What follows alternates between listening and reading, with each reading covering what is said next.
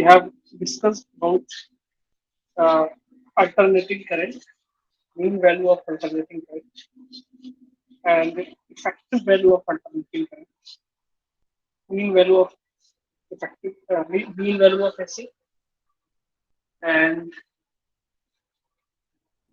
RMS value और effective value, है ना? इतनी बातें हम लोग डिस्कस कर चुके हैं। कैसे हम लोगों को मीन निकालना होता है और कैसे हम RMS कैलकुलेट करते हैं, ये हमने निकाल लिया हाफ साइकिल के लिए, फुल साइकिल के लिए, और भी बहुत कुछ, है ना? चलिए, उसके अलावा छोटी छोटी डेफिनेशन है, पहले डेफिनेशन को लिख लेते हैं। ओके,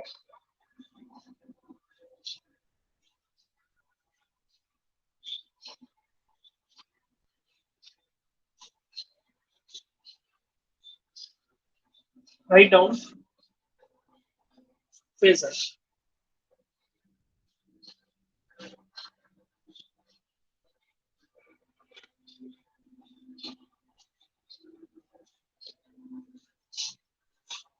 फेजर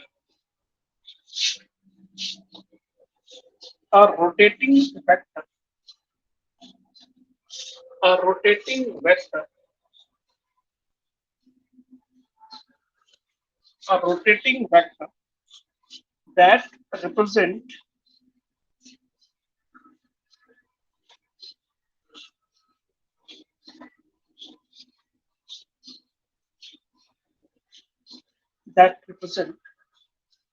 a sinusoidally ऐसे,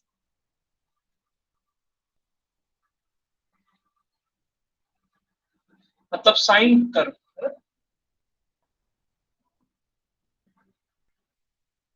साइनोसोडली हमको बोलते हैं साइन कर्व।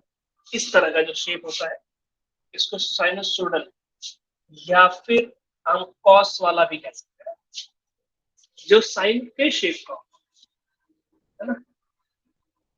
कॉस वाला कर्व भी साइन का ही है ना, बता दूंगा अभी कैसे। तो आप चाहो तो लिख सकते हैं साइनोसोडली varying, that represent a sinusoidally varying quantity. Sinusoidally varying quantity.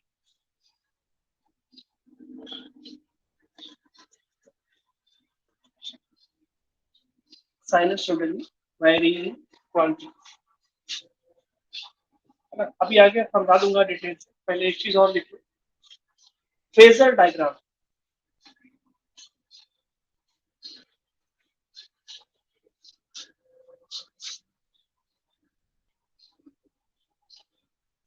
ये फेजर डायग्राम, दूसरी रीडिंग लिख लो तो बताओ। Phasor diagram, a diagram, a diagram that represent alternating current and voltage. A diagram that represent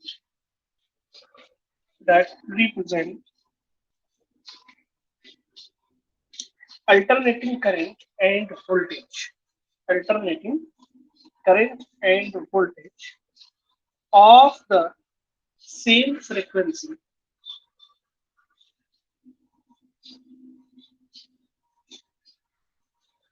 of the same frequency as a rotating vector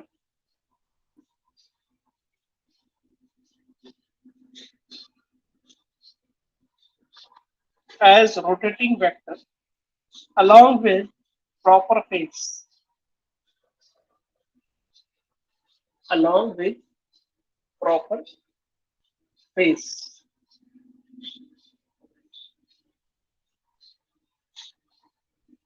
along with proper phase.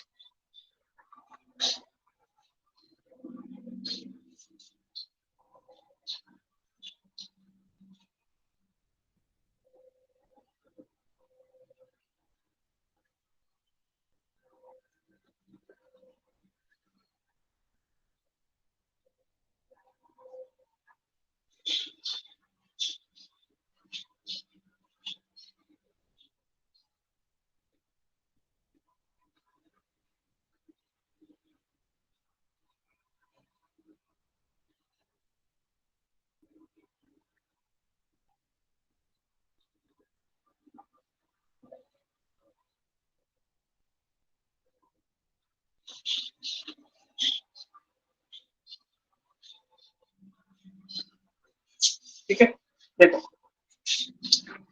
याद करो, पहले अभी बनाना नहीं है, याद करो आपने एक चीज पढ़ी हुई थी, है ना, ऑसिलेशन। ऑसिलेशन में क्या पढ़ा था आपने कि अगर कोई पार्टिकल, अभी इसको बनाना नहीं, अगर कोई पार्टिकल सर्कुलर मोशन में यूनिफॉर्म सर्कुलर मोशन में, तो इसका जो पाथ होता है, पाथ ऊपर जाने का, है ना, इसका जो ये एक्स कंपोनेंट होता है, इसका वाई कंपोनेंट, है ना, एक्स इज इक्वल टू, अगर इसकी रेडियस ए मानी जाती थी, ए साइन, यहां से अगर थीटा माना जाता था, A sine theta, X equal to, sorry, X equal to A cos theta and Y is equal to A sine theta. अगर इस तरह कुछ ग्राफ बनता था, अगर एक्स वाले को बनाना है हमको, तो हम जानते थे y is equal to A cos theta, कुछ इस तरह का ग्राफ बनता था। ठीक है, याद करो कुछ ऐसा ग्राफ बनता। अगर साइन वाला बनाना होता था तो कुछ इस तरह का ग्राफ बनाता, साइन फंक्शन ये है, ये कॉस। सेम इसी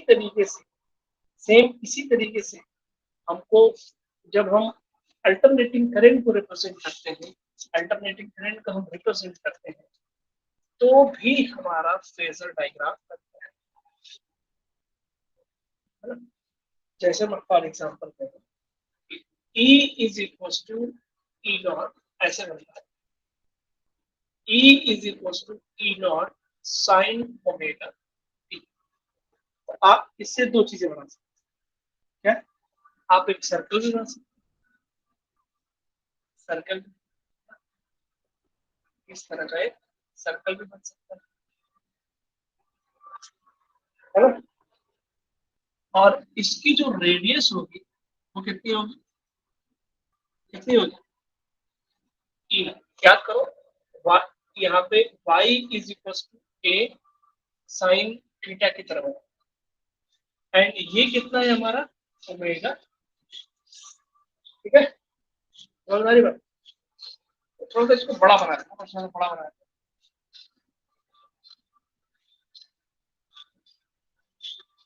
बना, ये हमारा क्या है, डायग्राम।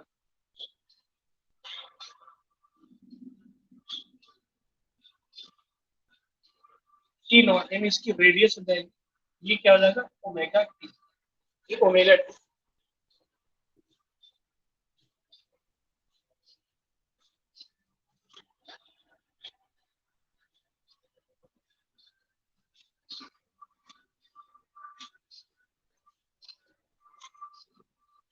ये हो जाएगा हमारा, ये जो वैल्यू हो जाएगी टी नॉट साइन ओमेगा, कितनी में, यानी y की वैल्यू, जब y equal to a sin theta होता था, सही,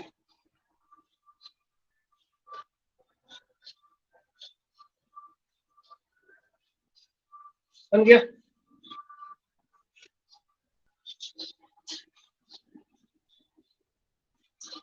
अच्छा, इसी में अगर मैं करंट की बात करूं, करंट, अगर मैं इसी इक्वेशन में मैं r से डिवाइड,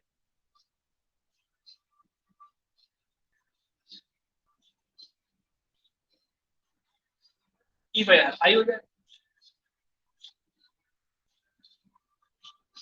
अब अगर ध्यान से देखा जाए कि magnitude of E, only magnitude number की बात करो, magnitude of E at any time and magnitude of I at that time, जिस टाइम पे ई की वैल्यू, मैग्नीट्यूड की बात कर रहा हूँ, और आई के मैग्नीट्यूड की बात करें, तो which one will be greater, I और ई, किसका मैग्नीट्यूड ज्यादा होगा, ई का या आई का, बताओ, सब लोग बताएं।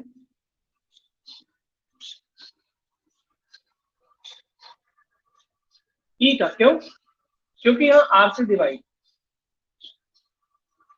है ना, यहाँ हमने ई को आर से डिवाइड किया, तब जाके हमको आई मिला, यानी ई हमेशा क्या होगा, छोटा। बिल्कुल सही,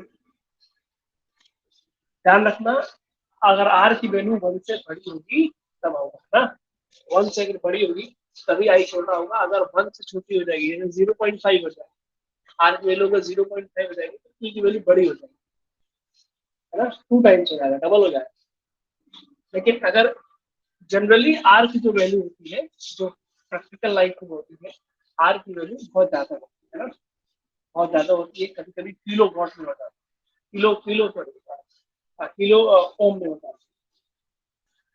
तो वैसे एक से कम नहीं होती, जनरली ज्यादा ही होती है, इसलिए इन जनरल जब हम करंट का बनाते हैं, करंट को हम उससे छोटा बनाते हैं, है ना, करंट का भी वेक्टर होगा उससे छोटा होगा, ठीक है। तो इसमें जैसे जैसे ये बना हुआ है, जैसे ये बना हुआ है, ऐसे ही चाहो तो इसमें बना सकते हैं, कोई दिक्कत वाली बात नहीं है, कोई दिक्कत वाली बात नहीं है ना। तो करंट का भी ऐसा ही बन सकता है, करंट का भी वैसा ही बनता है, समझ आ रही बात? तो इसी बना लो ऐसे, आई नॉट लिख दे मैक्सिमम,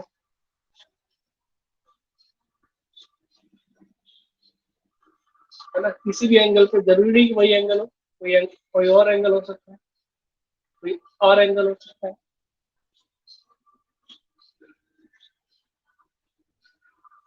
जरूरी नहीं सेम एंगल हो, कुछ और एंगल भी हो, ओके।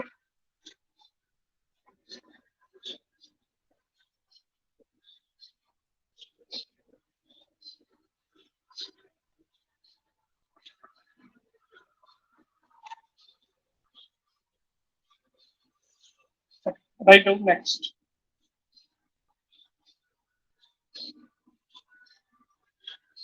देखो अब हम लोग जो पढ़ने जा रहे हैं उसमें 6-7 सर्किट,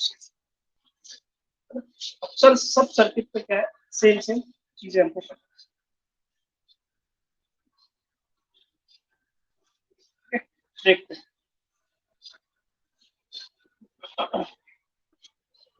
ठीक है। तो लिखो डिफरेंट, मेन हेडिंग में, मेन हेडिंग लिखना है डिफरेंट टाइप्स ऑफ, समझ में आ जाएगा अभी, वेट करो अभी समझ में आ जाएगा।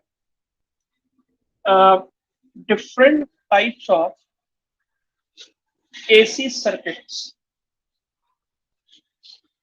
Different types of AC circuits, है ना। इसमें लिखो number one AC circuit containing resistance only, AC circuit containing resistance only,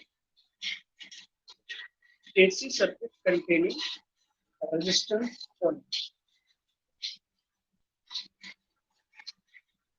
AC circuit containing resistance only,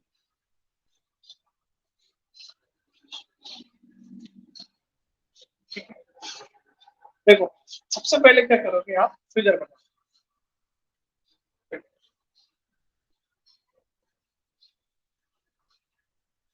ये रेजिस्टेंस हो गया और ये हमारा AC सोर्स, देख लेना ऐसे सर्कल बना के ऐसे बना देते हैं, इसको AC सोर्स कहा जाता है, ये AC सोर्स इस तरह से हमारा इस तरह से होता है, तो इसको हम डीसी सोर्स कहते हैं। नीचे वाला हमारा डीसी सोर्स है बैटरी, और ऊपर वाला हमारा एसी सोर्स है, एसी। तो इसको लिखेंगे, इसको क्या लिखेंगे,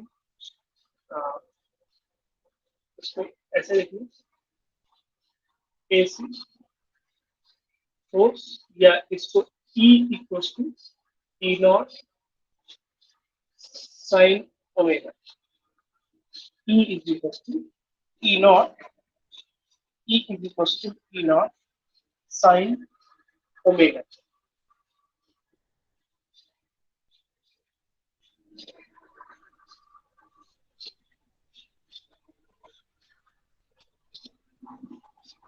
यहाँ पे लिखोगे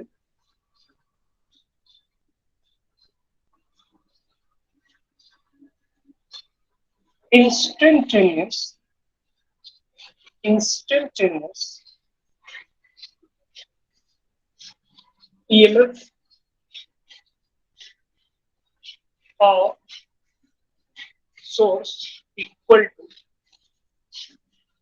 EMF instantaneous EMF of the source is equal to instantaneous potential drop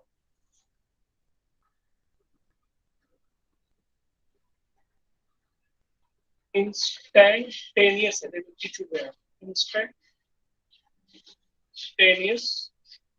potential drop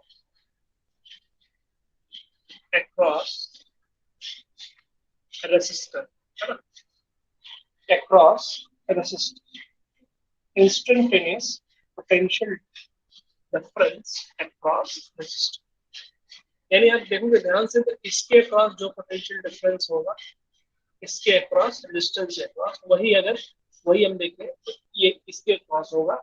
एक बात यहाँ याद रखना है, ये डीसी सोर्स नहीं है ना, ये एसी सोर्स है। कभी यहाँ पॉजिटिव होगा तो यहाँ नेगेटिव होगा, यहाँ नेगेटिव होगा तो यहाँ पॉजिटिव, है ना, समझ आ रही बात। कभी नेगेटिव कभी पॉजिटिव, कभी नेगेटिव और कभी पॉजिटिव, इसलिए कभी करंट इधर कभी इधर कभी इधर कभी इधर। हम यहाँ पे किरचॉफ रूल वगैरह नहीं लगा सकते, क्यों? क्योंकि एक पर्टिकुलर डायरेक्शन में करंट नहीं, ठीक है।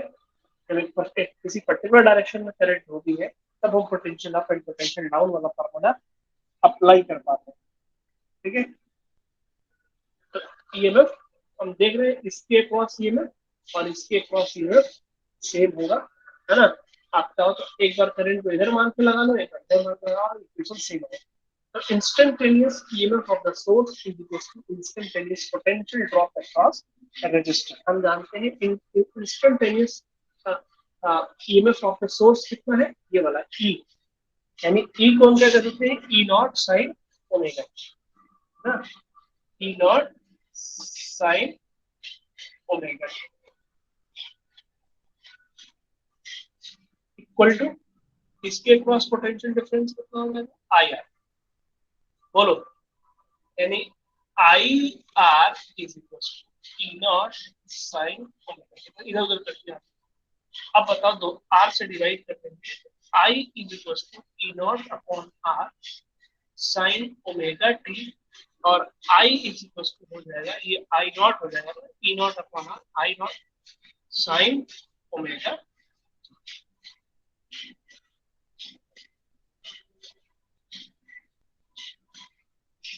E is equal I is equal to I not sine omega T, और यहाँ से हम जानते हैं E is equal to जो होता है T not sine omega T, तो होता ही E is equal to T not sine omega T होता ही।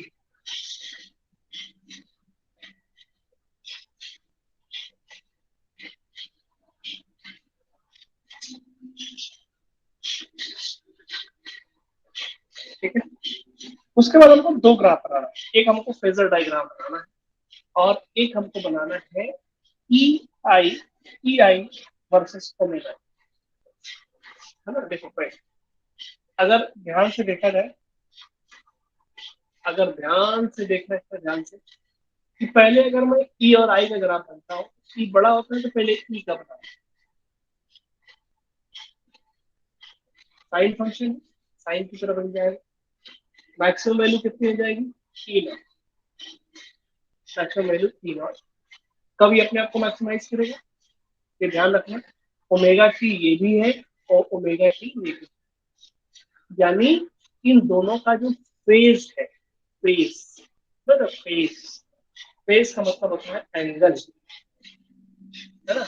इन दोनों का फेज क्या है, सेम, यानी टी की वैल्यू अगर इसमें भी जीरो पुट करें तब भी ये पूरा जीरो हो जाएगा, और टी की वैल्यू अगर यहाँ पे पुट करें साइन जीरो जीरो होता है, यदि आई भी जीरो, यानी जीरो टाइम पे आई और ई दोनों जीरो हो गए, यानी यही जीरो से ही स्टार्ट होगा, यहीं से स्टार्ट होगा आई भी और यहीं से स्टार्ट होगा हमारा ई का तो हमने बना दिया, है ना।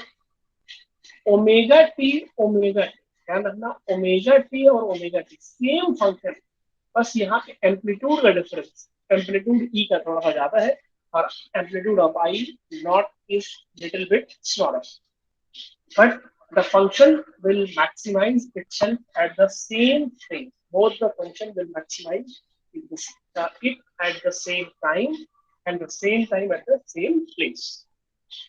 दोनों फंक्शन जो है अपने आप को मैक्सिमाइज और मिनिमाइज सेम प्लेस और सेम टाइम पे करेंगे. यानी वैसा ही होगा, लेकिन क्या होगा, ये अल्टरनेटिव करंट भी, यानी मैं एसी की बात कर रहा हूँ, थोड़ा सा कम होगा यहाँ से, फिर यहाँ से थोड़ा सा यहाँ से भी कम होगा, लेकिन जीरो सेम टाइम पे करेगा, मैक्सिमाइज अपने आप को सेम टाइम पे, और यहाँ से जो हो जाएगा इसको हम बोलते हैं आई नॉट. बाकी चीजें जानते हो, ये 5/2 है और ये 5 है और ये 3 5/2 है एंड दिस इज 2 है. You know very well. Angle की अगर हम बात करें तो, है ना, और यहाँ पे ध्यान रखना ये क्या है, ओमेगा. एक तरफ ई और आई है और दूसरी तरफ क्या है, ओमेगा टी, यानी फेज एंगल. तो इस ग्राफ को क्या कहते हैं, इसको इसके नीचे लिख लेना, graph of E I and omega T. E I and omega T.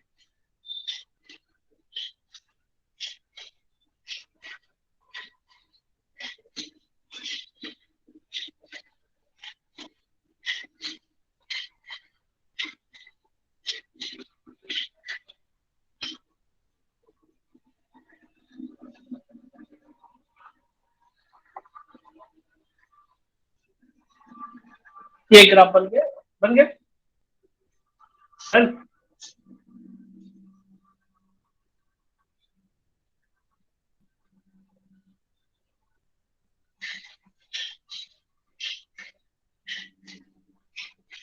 Okay, next है हमारा, इसमें एक और ग्राफ बनाना, इसको हम फेजर डायग्राम कहते हैं. ये इंपॉर्टेंट, फेजर डायग्राम बनाना इंपॉर्टेंट है. इसमें किसी को दिक्कत आ रही है, इसमें किसी को दिक्कत आनी नहीं चाहिए. क्यों? क्योंकि मैंने इसको ग्राफ 2 बार बता चुका हूँ कैसे करते हैं, 2 बार. तो इसलिए बहुत ध्यान से याद रखना, बहुत ध्यान से चीजों को पढ़ना. दूसरा है इसमें फेजर डायग्राम ना. तो फेजर डायग्राम कैसे बनेगा देखते हैं. फेजर डायग्राम अभी हमने सर्कल बनाया था, सर्कल नहीं बनाएंगे हम, सिंपल इस तरह से बनाएंगे. देखो, ई नॉट की अगर मैं बात करूं, equal to E not sine omega T की अगर बात करता हूँ, इसको अगर मैं सर्कल में बनाने की कोशिश करूँ तो फेज कितना है यहाँ पर, फेज कितना है ओमेगा टी. तो यहाँ से कितना बनेगा ओमेगा टी. ये सर्कल बनाऊंगा नहीं, बस ध्यान हमको याद रखना है सर्कल में है कितना है ई नॉट. ई नॉट कितने में है, अच्छा, ई नॉट की जो वैल्यू होगी वो कितनी होगी, ये ई नॉट मैक्सिमम होगा, बोलो. इसको हम ई नॉट, और अगर मैं आई इक्वल टू आई नॉट वाला सर्कल बनाने की कोशिश करूँ, वो भी सर्कल में बनेगा, लेकिन ध्यान रखना इसका भी एंगल उतना ही, ये भी एंगल उतना ही होगा, सेम एंगल पे होगा. This is I not, this is I not. हम सर्कल नहीं बनाएंगे, बस इतना बना देंगे. ठीक है, कितना बना देंगे, हमारा काम खत्म. This is what, this is the phasor diagram.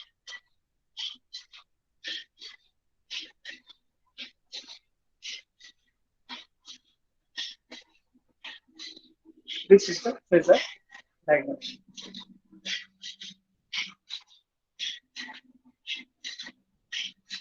अब समझ में आ गया फेजर डायग्राम. क्या बहुत सारी चीजें बहुत बार नहीं पढ़ाने हैं, सर्कल वर्कल हमने बहुत डिटेल से बता दिया था मैं, ऑक्सीडेशन. इसीलिए मैं एक एक पॉइंट की चीज बताता हूँ, बाद में दिक्कत ही ना.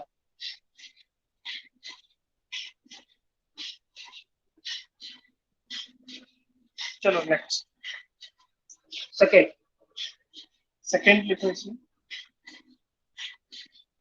AC circuit containing inductor only. AC circuit containing inductor only.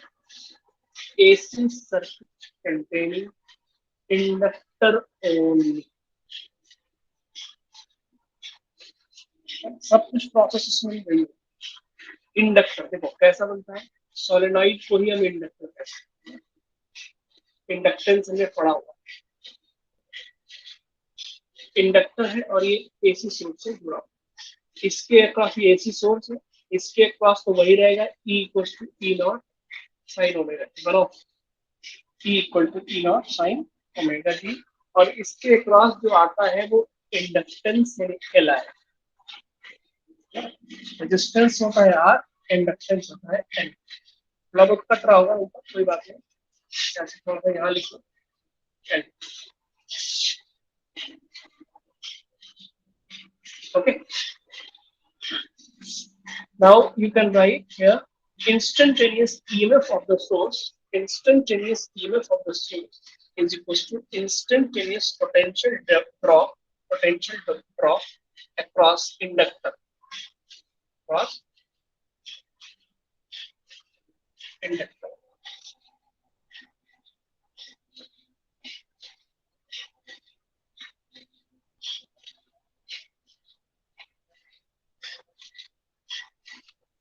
ठीक है, इंडक्टर के क्रॉस क्या होता है, इसके क्रॉस तो हमारा हो जाएगा ई नॉट साइन ओमेगा, और इसके क्रॉस इंडक्टर के क्रॉस क्या हो जाएगा, इंडक्टर के क्रॉस हो जाएगा L D D I upon D, L D I upon, याद करो E is equal to minus L D I upon D T, है ना, मैग्नीट्यूड की बात कर रहे हैं हम यहाँ पे, इसलिए E is equal to L D I upon D T हो जाएगा। Note down, L D I upon D T.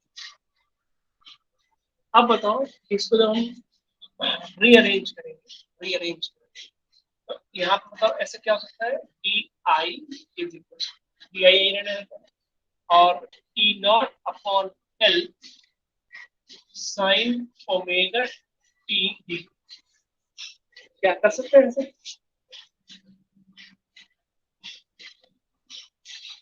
कोई दिक्कत नहीं होनी चाहिए। रीअरेंज किया हमने, D I is equal to E not upon L sine omega T D T, integrate both side. क्यों, क्योंकि हमको दो चीजें निकालनी, एक तो ई और एक आई, किसी भी ग्राफ बनाना हो, या तो हमको E I versus omega T graph बनाना हो, तब भी हमको ई और आई का फंक्शन चाहिए, ई का तो पहले से दिया हुआ होता है E not sine omega T equal to E not sine omega T, ultimately हमको क्या चाहिए, आई चाहिए। और पहले वाले में हमने क्या बनाया, फेजर डायग्राम बनाया, फेजर डायग्राम में भी हमने देखा कि ई और आई का भी फेजर डायग्राम बनता है, और इसी तरीके से जब हम ई आई वर्सेस ओमेगा टी का ग्राफ भी बनाए, इसी तरह से हमको बनाना है ग्राफ, तो क्या करेंगे, हमको दो चीजें चाहिए, E equal to E not sine omega T, and second one we need I equal to I naught, I equal to I naught जो भी आया, तो हमेशा वही नहीं आएगा, आई इक्वल जैसे E equal to E not sine omega T तो हमेशा होता है, लेकिन I equal to I not sine omega T हमेशा नहीं होगा, ठीक है ना, I equal to I not sine omega T हमेशा नहीं होगा, कुछ अलग हो सकता है ना, वो कैलकुलेशन क्या आएगा। देखो यहाँ पे जब हमने इसको इक्वेट किया, पोटेंशियल ड्रॉप्स को हमने इक्वेट किया, तो यहाँ पे डी आई आया, डी आई आया इसलिए हमको क्या करना पड़ा, आई कैलकुलेट करने के लिए इंटीग्रेट करना पड़ा, डी आई पहले से दिया हुआ हो तो उसको हम डिफरेंशिएट करेंगे तो कुछ और वैल्यू हो जाएगी ना, कुछ और वैल्यू हो जाएगी, इसलिए हमको डिफरेंशिएट नहीं करना है, क्या करना है, इंटीग्रेट, तो डी आई लिखा हुआ, और अब वो क्या चाहिए हमको, डी आई लिखा हुआ पहले से, अगर हमको आई चाहिए तो जाहिर सी बात है यहाँ क्या करना पड़ेगा, इंटीग्रेट करना पड़ेगा, तो इंटीग्रेट करेंगे तो ये डी आई कितना हो जाएगा, आई हो जाएगा, है ना, E not upon L constant, integration sine कितना हो जाएगा, minus cos omega T upon omega. इसमें किसी को दिक्कत नहीं होनी चाहिए, दिक्कत भी होगी तो बता नहीं सकता, क्योंकि इसको पहले से पढ़ा दिया बहुत डिटेल्स है ना, बहुत डिटेल से पढ़ा, एन प्लस सी भी आता है, कोई दिक्कत नहीं, मैं ऐसे लिख देंगे, इसको और सिंप्लीफाई करेंगे तो I is equal to minus E not upon omega L cos omega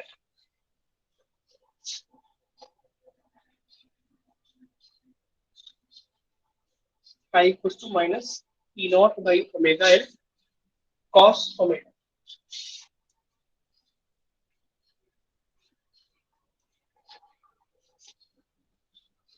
ठीक है, पहले एक ग्राफ बनाना है, तो थोड़ा सा एक आध दो लाइन छोड़ देना। ग्राफ बनाते हैं कौन सा, E versus E I versus omega, E I versus omega T का ग्राफ बनाओ तो कैसे बनाओ?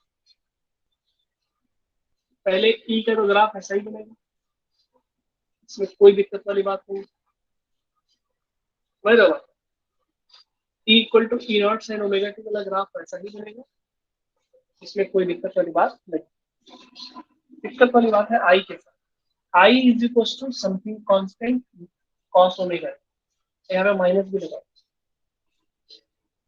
समझ में आ रही बात? तो पहले आप क्या करना, पहले यहाँ पे एक इंडिकेटिंग लाइन बना लो, ई क्या है ना, ई का ई से छोटा क्या होगा, आई, थोड़ा सा एक नीचे लाइन बना रहा है, ई से एम्पलीट्यूड क्या होगा, आई का छोटा। और याद रखना कि यहाँ पे कॉस फंक्शन, ये हमारा पाई बाई टू है, this is pi by to, this is pi, this is 3 pi by to and this is 2। Cos की जो वैल्यू होती है जीरो पे मिनिमम हो, यानी -1, है ना, वैसे +1 से स्टार्ट होता है, यहाँ से स्टार्ट होता है, अगर ये पॉजिटिव होता तो, है ना, पॉजिटिव कॉस है, कॉस का फंक्शन ऊपर से स्टार्ट होता है लेकिन नीचे से होगा क्योंकि यहाँ पे माइनस ना, यहाँ से अब जाएगा ऐसे जीरो, देख लेना ध्यान से। और पाई पे जो वैल्यू होगी इसकी मैक्सिमम होगी, मैक्सिमम, फिर यहाँ पे उसकी वैल्यू मिनिमम हो जाए, सॉरी जीरो हो जाए, और फिर इस पे जो वैल्यू होगी उसकी मिनिमम हो जाए, बात। तो this is the I not, minus I not कह सकते हैं, नेगेटिव में है ना, और यहाँ पे हो जाएगा हमारा आई नॉट, ठीक है। This is the graph, this is the E I versus omega T graph, E I versus, ये आई का है ये वाला, क्योंकि एम्पलीट्यूड उससे छोटा है थोड़ा सा, कोई दिक्कत है, देख लेना थोड़ा सा डिफरेंस हो। एम्पलीट्यूड लाइन पहले डिसाइड कर लेंगे, amplitude line for current will be little bit smaller.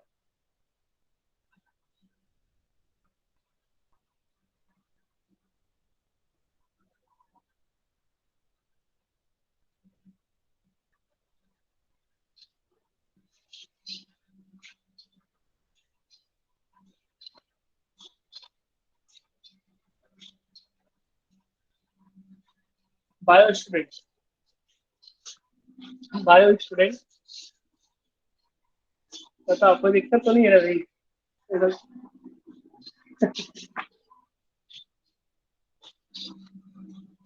आ गया समझ में, कोशिश तो कर रहा हूँ समझ में आ गई।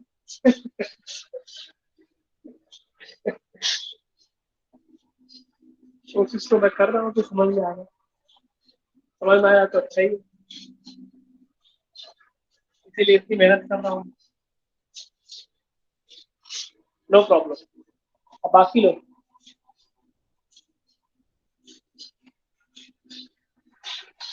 बाउंस तो नहीं कर रहा ना, बाउंस नहीं करेगा अगर आप ढंग से पढ़े रहोगे तो।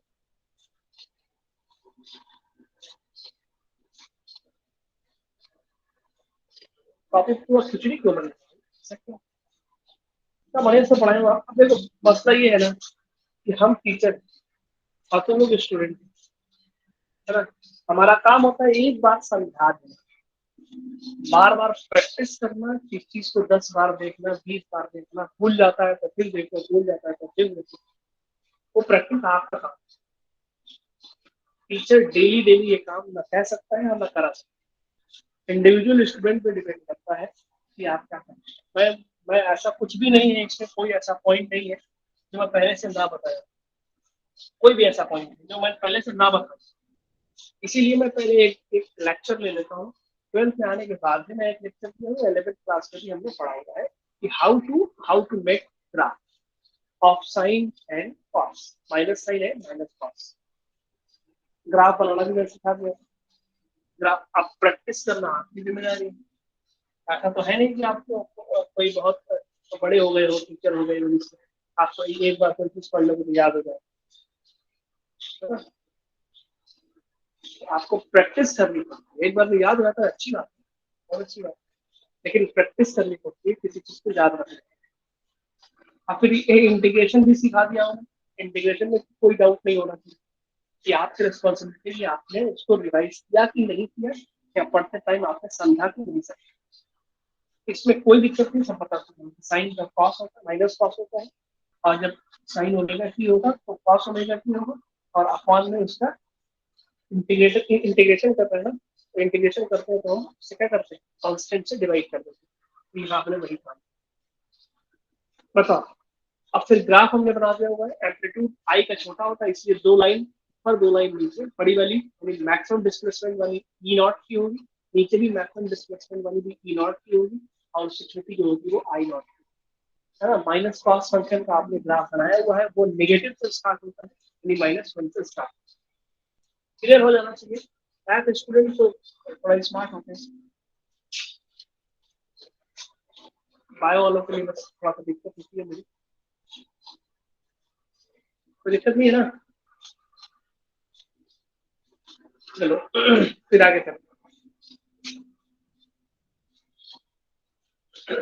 इसी में मैं फेजर डायग्राम बना, सर्कल वाला, सर्कल पूरा दिखाऊंगा नहीं। अगर मैं बात करूं E equal to E not sine omega, E का ग्राफ ई का बनाओ, अगर E equal to E not sine omega, ये हमेशा ऐसे ही रहेगा, इसकी कोई दिक्कत वाली बात नहीं है ना, कोई दिक्कत वाली बात नहीं। ये हो जाएगा ई नॉट, और एंगल कितना हो जाएगा बताओ, ओमेगा, बनाओ। ई के लिए कितना हो जाएगा, E equal to E not sine omega, कितना एंगल, ये पूरा सर्कल,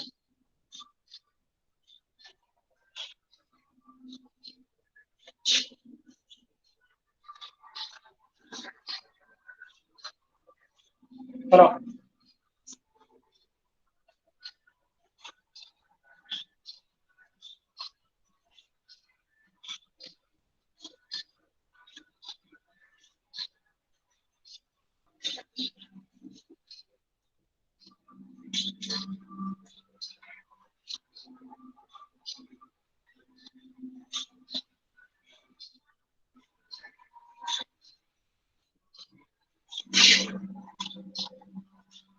देखो ई का तो बन गया फेजर, ई का तो फेजर बन गया, लेकिन आई की दिक्कत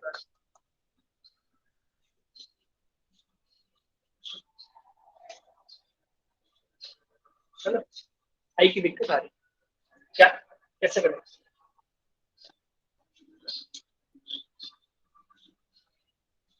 अगर मैं इसको कन्वर्ट करूं साइन फंक्शन,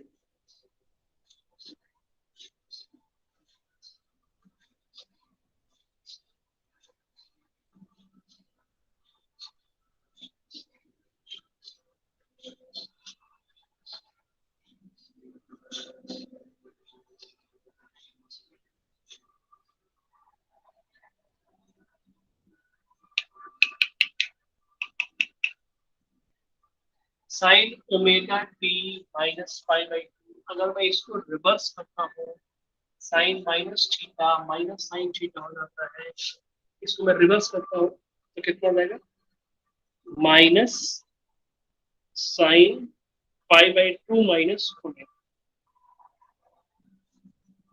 है ना। पाई बाई टू माइनस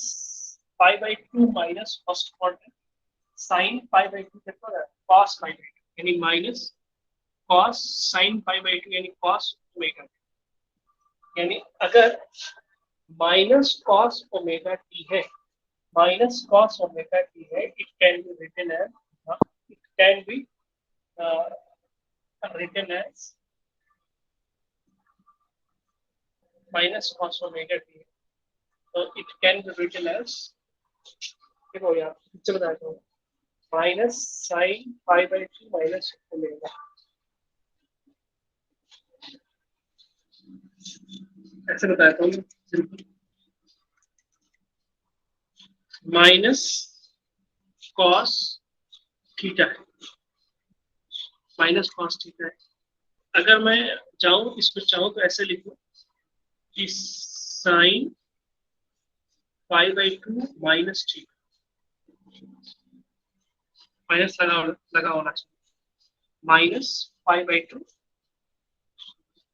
है ना, pi by 2 minus theta first quadrant, sine बदल जाएगा कॉस में, तो ये कितना हो जाएगा, sine pi by 2 minus theta will become cos, minus पहले से लगा रहे है ना।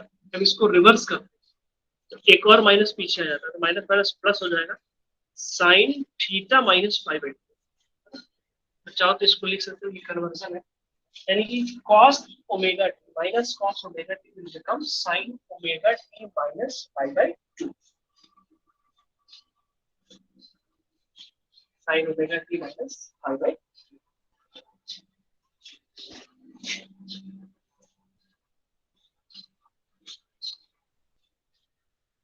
ठीक है,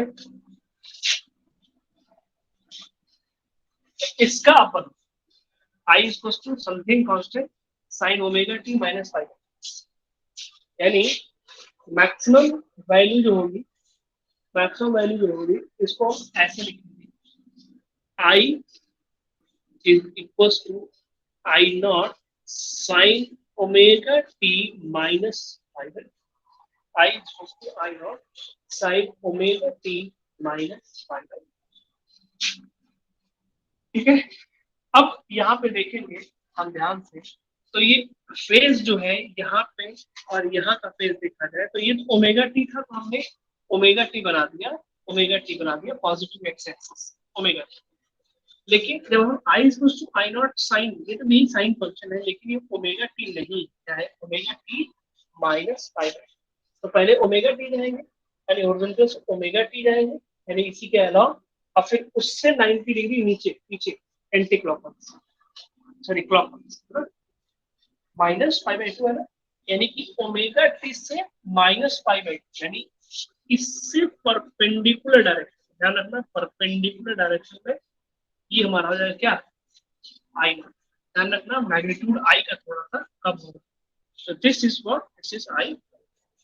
अब हम कह सकते हैं कि करंट और ईएमएफ, करंट एंड ईएमएफ के बीच में पाई बाई 2 का फेज डिफरेंस है पाई बाई 2 का, यानी omega T minus pi by 2 है, और ई में क्या होता है ओनली ओमेगा, तो omega T minus pi by 2 solve करेंगे, तो phase difference between E and आई ये क्या हो जाएगा, phase difference between E and I will become what, pi by 2, phase difference between E and I is pi by 2, ठीक है। ये phasor diagram है, इसको भी हम चाहे तो सर्कल बना सकते हैं, छोटा सर्कल बनेगा ये बड़ा सर्कल है ना, बनाते नहीं है जनरली, लेकिन समझो ये बड़ा सर्कल है और ये वाला छोटा सर्कल, ये छोटे सर्कल में रोटेट करेगा ऐसे ऐसे, ये बड़े सर्कल में रोटेट करेगा, एज द टाइम पास, जैसे टाइम टाइम बढ़ेगा वैसे वैसे क्या होगा, ऐसे ऐसे बढ़ता जाएगा, इनिशियल है ना, घूमता जाएगा, और ये भी क्या करेगा, ये भी घूमता जाएगा, लेकिन ये हमेशा क्या होगा, ई से आई जो होगा हमेशा 90 डिग्री पीछे होगा, ठीक है। बहुत छोटी छोटी बातें इसमें इसलिए आता है, ठीक है।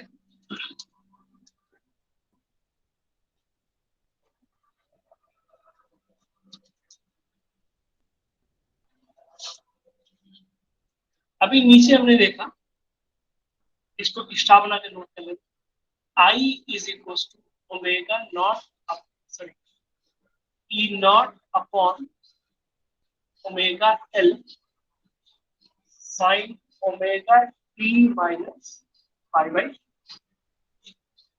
फिर उसके बाद हमने लिखा हुआ है I is equal to I not sine omega T minus pi by 2, here I naught will be equals to what, omega T naught upon omega T, ही है ना, T naught upon omega, छोटी छोटी बात है, इसको याद रखना।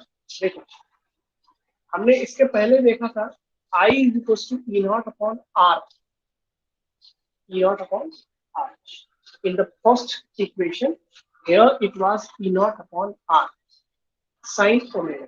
I is equals to E naught upon R sin omega. R R क्या था उसमें? R क्या था? R resistance. रेजिस्टेंस क्या करता है? वो करंट को फ्लो होने से का अपोज करता है ना। यहाँ पे इंडक्टर में भी ऐसा ही होता है। इंडक्टर में भी क्या होता है? ऐसा ही होता है। ये इंडक्टर भी करंट को फ्लो होने से रोकता है। अकॉर्डिंग टू लेंस लॉ, जिस डायरेक्शन में करंट होती है, मैग्नेटिक फ्लक्स इंक्रीज करने से क्या होता है? अपोजिट डायरेक्शन में करंट, अपोजिट डायरेक्शन में ईएमएफ डेवलप हो जाता है। जैसा कि हमने इंडक्टेंस, सेल्फ इंडक्टेंस से पढ़ा है ना, बहुत है ना, ईएमएफ डेवलप हो जाता है। E is equal to minus L D I upon D. अगर करंट में चेंजमेंट हो रहा होगा तो ईएमएफ डेवलप हो। सेम इसी तरीके से जैसे कि उसमें ई नॉट अपॉन आर था, यहाँ पे ई नॉट अपॉन ओमेगा एल है। वहां पे आर क्या था? एक रेजिस्टिव प्रॉपर्टी थी, सर्किट की रेजिस्टिव प्रॉपर्टी थी। सेम यहाँ पे ओमेगा एल भी क्या है? एक रेजिस्टिव प्रॉपर्टी है इन इंडक्टर। ठीक है, कितना लिख लिया? यहाँ पे स्टार बना के लिखो, ये सब उसमें नहीं आता, ये अलग है आपको ऐसे समझने के लिए। ओमेगा एल लिख लो यहाँ पे। ओमेगा एल क्या है? Omega L is a resistive property. Omega L is a resistive property in the inductive circuit. In the inductive circuit, omega L is the resistive property in the inductor. ठीक है, omega L is equal to XL.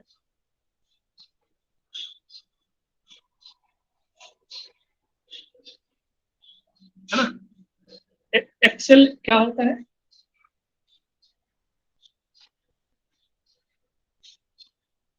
Inductive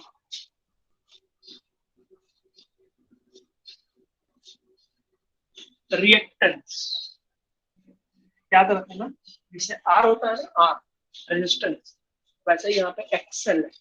L क्यों दिया गया? बदल जाएगा, कल तो बदल जाएगा आपको। एल क्यों लिखा गया? XL is like resistance, but resistance circuit उसमें होता है, रेजिस्टेंस रेजिस्टिव सर्किट में होता है, रेजिस्टेंस रेजिस्टिव सर्किट में होता है। और यहाँ पे इंडक्टिव रिएक्टेंस है, दैट इज इंडक्टिव सर्किट। यहाँ पे इंडक्टर लगा हुआ है, प्योर इंडक्टिव सर्किट है, because in the circuit only there is inductor. When the only there is a resistor, then the circuit will be known as a resistive, pure resistive circuit, and this is the pure inductive circuit. XL क्या है? Inductive reactance. यानी ये भी क्या है? Property है। देख लेना, unit of XL is ohm. Same, उसकी रेजिस्टेंस की भी ओम होगी और इसकी भी ओम होगी, इसकी भी ओम होगी, इसकी भी ओम होगी। याद रखना।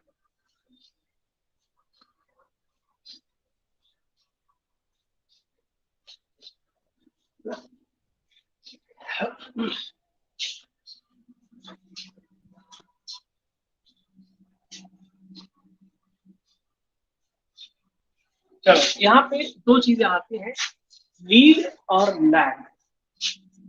दो टर्म आता है, लीड एंड लैग।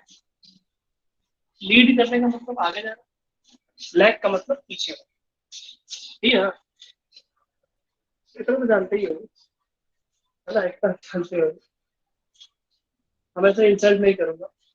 लीड का मतलब आगे और लैग का मतलब पीछे। लीड इसी से बना हुआ ना, लीडर जो आगे चलता है।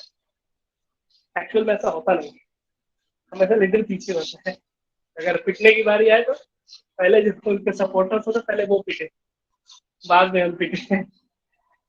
लेकिन एक्चुअल लीड का मतलब होता है आगे चलना या उसको लीड करना इस तरीके से। लैग का मतलब पीछे। ठीक?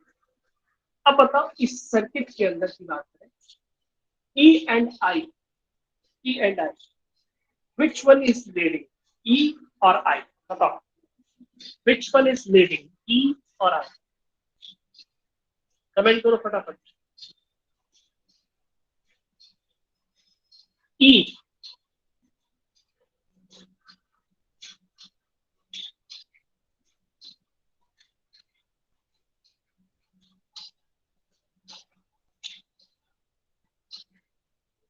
अराउंड 30 स्टूडेंट में से सिर्फ 8 स्टूडेंट ने रिप्लाई किया। 10 हो गए, चलो 10 11 हो गए, बाकी 20 स्टूडेंट क्या करें?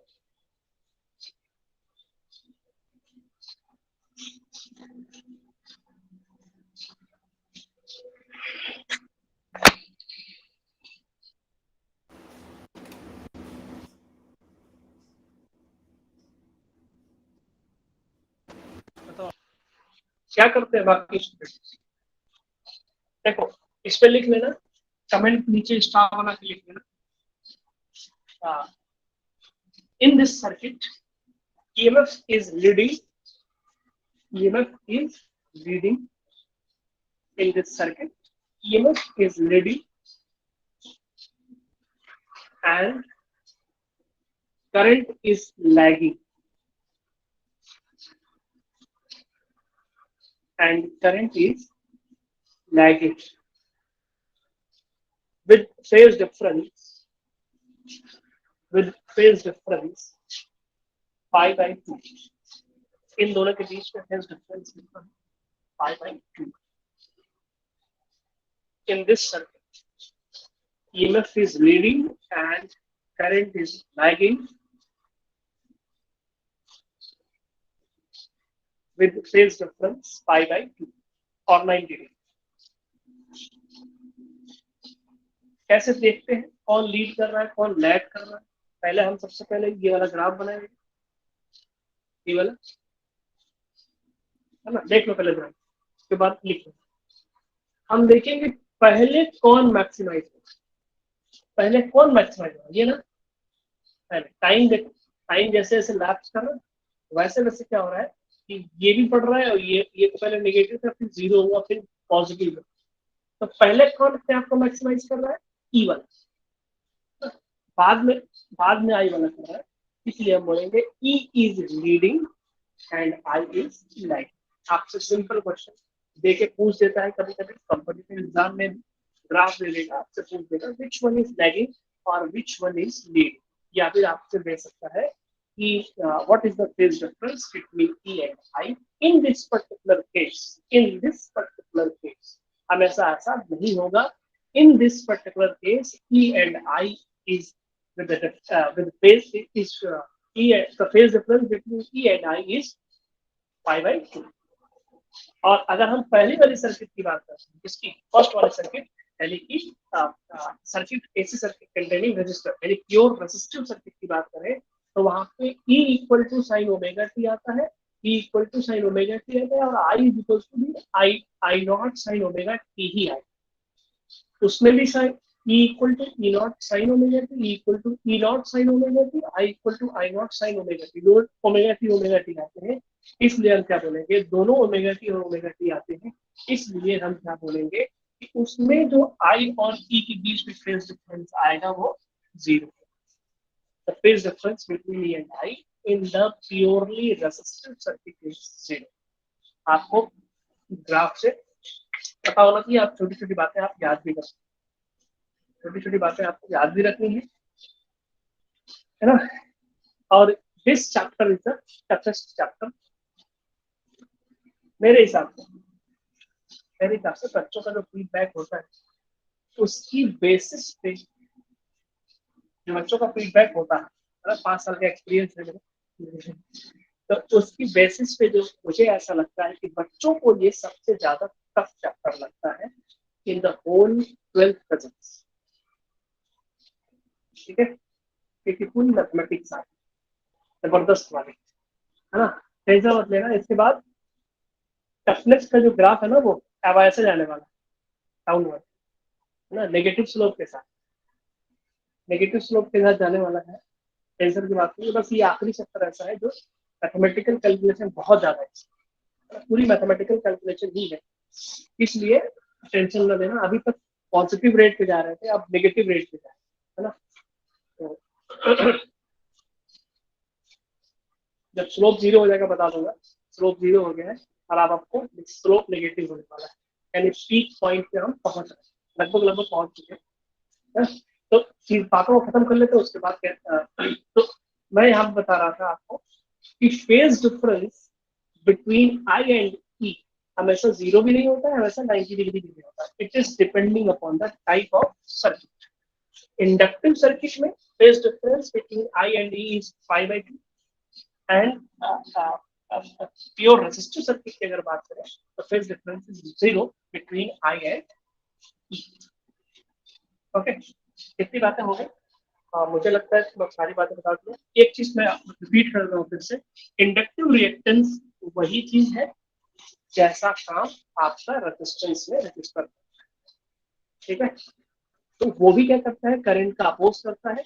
यहाँ पे इंडक्टिव सर्किट में भी जो इंडक्टिव रिएक्टेंस होता है that is also opposes the flow of current. Okay, I think it is clear. If it is clear, then you can leave the class after writing your attendance. After writing your attendance, you may leave the class.